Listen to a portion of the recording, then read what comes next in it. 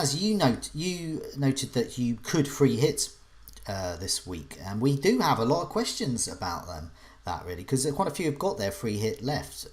So yeah, Az, do you want to tell us a bit about that? Yeah, I mean, it was always on my plan to free hit this week, mostly because there's three teams with absolutely sensational fixtures in Chelsea v Norwich, Man City v Bournemouth, and United v Palace, who have conceded the most goals of all teams since the restart. So, you know, you get three players each from those. That's nine, and then grab an Ings and a goalkeeper, and then you've got your 11 sorted. So it seemed quite attractive. The game week 38 is a bit of a lottery. If you look at the week after this, there's some really tricky fixtures. It's quite hard to know who to turn to. So I think it is a very feasible strategy for people who are considering it. So the questions we had, meet the manager interviewee Pete Beswick asked to free hit or not to free hit. Ake out for Bournemouth, so even more appealing for the City boys. And Chelsea v Norwich. Ed Main says a free hit looks great this week due to FA Cup rotation, so you can take out the players you think are going to miss out. So, we might have Chelsea lineup coming out just before the deadline. We might, you might have a feeling about players like Foden and Silva and want to bring them in for the big names, well, the bigger names. Esther Russa says, is Giroud a good 1 week punt? So if he's in the lineup, do you think he can do some damage against Norwich? Billy No Mate, Pulisic looks good. Can we captain him? Do we trust him for that? And FPL Dan says, who are the best Chelsea assets for free hitters?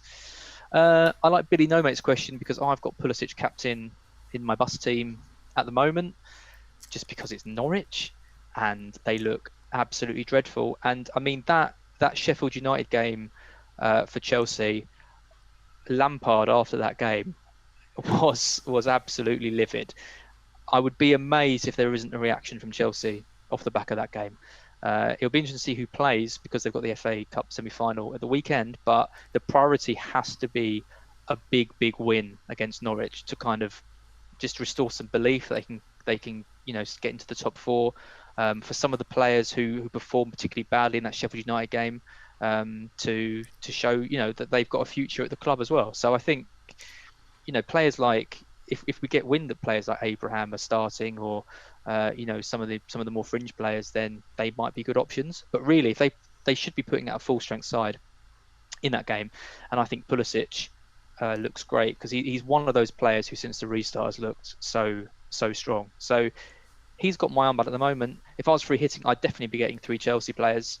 I'd be looking at probably Giroud, Pulisic, and then a defender. I'm really hoping that Alonso starts, because if Alonso starts, he's straight in to my squad. Anyway, sorry, that's my thoughts on Chelsea. Let's come to you, Andy. What do you think about free hitting this week? Yeah, I like it. It's similar to what I said last week. I just think you've got to be careful you don't try and be so different. You've got rid of players that also have good fixtures that you probably already own. Like people saying, I want a free hit because City are playing Bournemouth. Well, you probably want three City players for the rest of the season anyway, not just for this week. The only ideal for this week is, of course, you can try and second guess the rotation, which we've already talked about.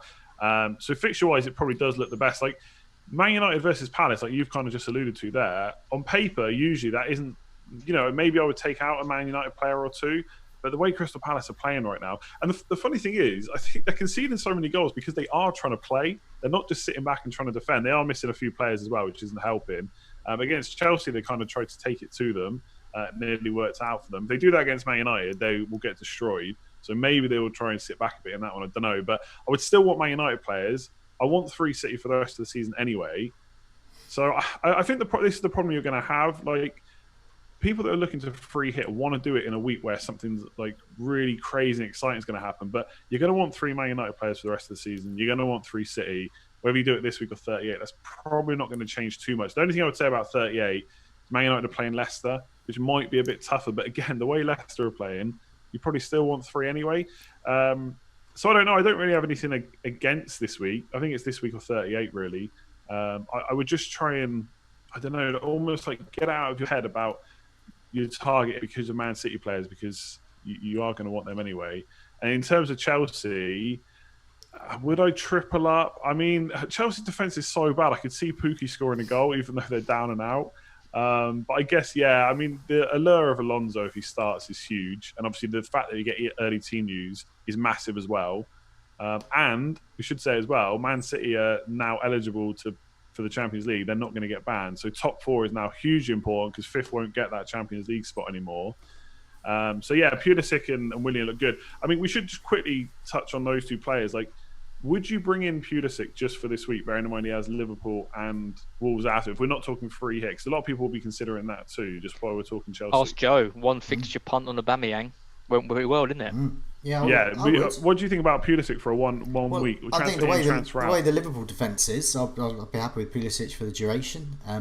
But I've got Pulisic, and I think he's great for this week, and I think he's great for the duration, and I think doubling up is good. What I like about this, if I don't have a free hit, and if I could turn back time, I would have used my bench. I would have utilised in game week 30 the unlimited transfers and gone for a bench boost, because ultimately a bench boost is really good in a double game week. It's less effective in a single game week, whereas a single game week with a free hit, usually in a blank game week, but you can use a free hit really effectively in a single game week. For example, last week some people free hitted. Maybe they brought Antonio in. Maybe they got in and captain Sterling. These things can happen, and it's all a bit of a lottery. But at the same time, that's what we're trying to do here. We're trying to narrow the odds, and I think this is great for double and triple ups you don't necessarily want. Pulisic is great to have for the duration. Pulisic, Giroud and Willian for the duration? No. But for against Norwich, I would love to have all 3 of those. Yeah. Or Alonso as one of them as well. I don't want Alonso for the rest of the season. But if he's in the starting lineup, I'd love him against that Norwich team. And there's loads of those triple ups and double ups. And we've seen time and time again, double ups, triple ups. These are the way that you can get advantage on your mini league leaders. And this is what we're getting to at the moment. We're getting to squeaky bun time in those mini leagues. I think the problem... what we just said, Joe, is exactly what Andy just said. Is that, say you take Pulisic and Willian, get 2, right? Then you've also got, say you've got Antonio, so you might be dropping Antonio, who's got a home fixture against Watford. You've then got your 2 City mids. So if you're thinking Foden, Sterling, De Bruyne, Mahrez, all that's that. The thing, I wouldn't drop Antonio because he's playing Watford. No, because he would be a player I'd bring in on a free hit this week. Yeah, so my midfield, for example, at the moment. So I'm thinking of free hitting, and I would obviously be looking at someone like Willian or to change my mids around. I haven't got Martial, so Martial playing up front against Crystal Palace looks really good. I mean, I've got Bruno Fernandes, Pulisic, Antonio, De Bruyne, Sterling. Like, there is so much, and this is the biggest problem with the free hit, is there's so much potential for that to go wrong. Yeah. If I take out Antonio, De Bruyne and Sterling and bring in Silva, Foden and Willian, there's so much that can happen. It's such a dangerous ship. You've just described success in FPL. We had Late Riser on last time. What does he do? He takes out these big heavy hitters and transfers them for other heavy hitters based on form and certain fixtures. So, for example, a move this week from Salah out to Sterling was a risky move. It paid off. That's what this free hit is about. Yes, you could end up much worse off, but success in FPL, to get to. But how do you judge the success of Willian versus Norwich versus Antonio versus Watford? Are you just doing the transfer for the sake of it? I wouldn't. It was KDB would be the one I would take out because I don't know if he's going to start.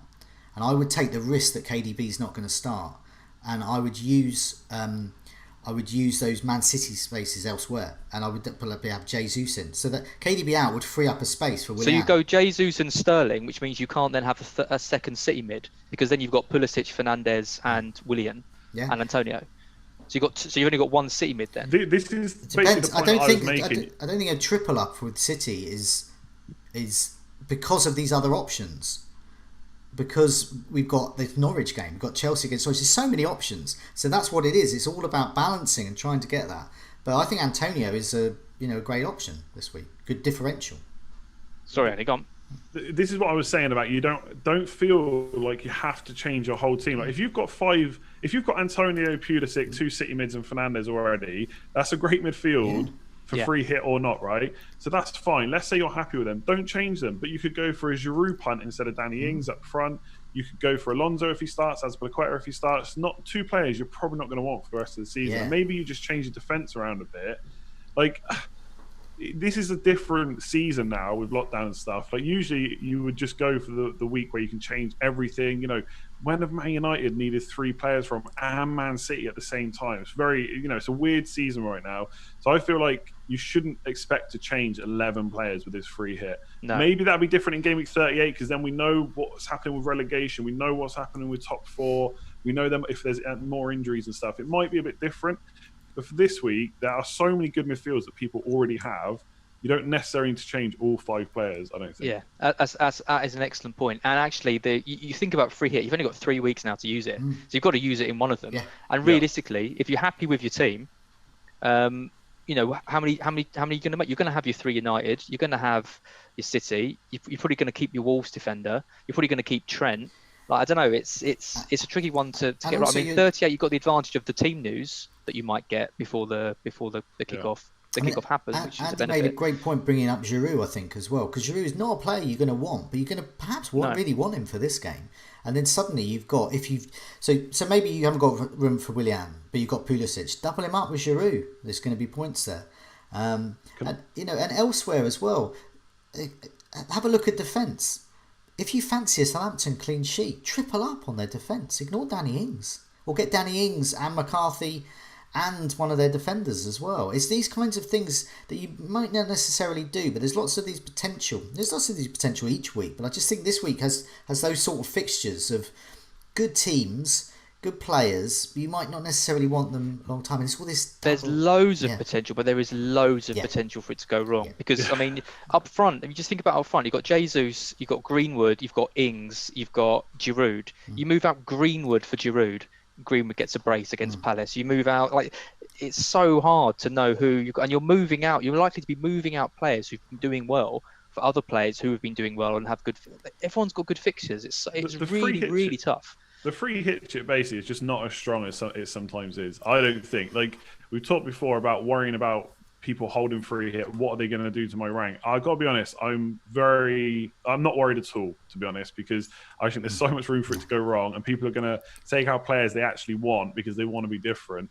But really quickly, I just want to touch on Pulisic because I know people love stats on this show. So I pulled some from the members area just to play a few mind games with people with Pulisic. So I don't have him. So since the restart, there are 31 players with better expected goal involvement than Pulisic. That's out of all players, forwards and mids. And there's 16 better with expected goals as well. And also, Willian, I know we've talked about Willian before on this, but there is an argument to go for him instead, I think. Now, I know people say eye test, Pulisic looks so much better than Willian on the eye test. I'm not sure that's completely true. Maybe from a slight goal threat perspective. He's only had 3 more shots than Willian in the box since restart. He's created 10 less chances than Willian. Willian's on penalties. I know Jorginho was back, but he was rubbish. So he might be straight back out of the team. So was Willian, to be fair. An awful game against Sheffield United. Pulisic got brought off after 60-odd minutes. Now, was that to rest him, or was that because Lampard knew it was done? Lampard knew at that stage they'd lost that game, I reckon. You don't reckon they kept Willian on because they thought he was the one that could do something in that? I think he just given up with it. He knew Pulisic needed a rest. He's played every minute pretty much since the restart. They were 2-0 down, I think, at that point. And it was his interview at the end where he said, "I could only hear one team shouting. It was only the Sheffield United players that were shouting. My boys were quiet." I don't know. Yeah, I will say there's some great counter arguments in the chat. He's playing Norwich. I will fully agree. That is a great counter argument. How many of those players I mentioned have played Norwich? There's 31 players. We don't like team leaks. It's not, but some of them are there, and there are some trusted ones. And the point is, this is the early kickoff. We might get a team leak, and if you're getting that, we don't like team leaks, don't we? Well, because you don't know. It's a debate to be had. It's a debate to be had.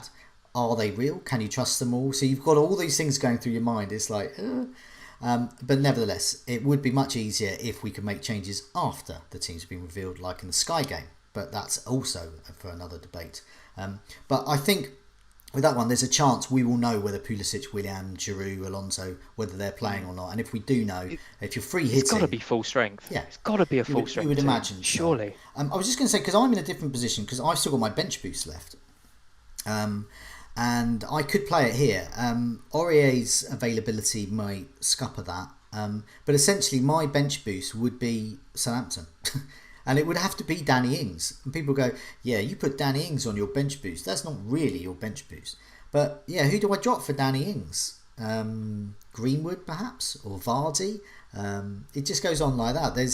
I quite like the thing of having a Southampton themed bench as well, but I'm not sure. I might not use it, but there is an option. I think for the bench boost, because you're looking at cheaper players, I think there are options, cheaper players or value players with Chelsea, but definitely Southampton I think are looking really good here.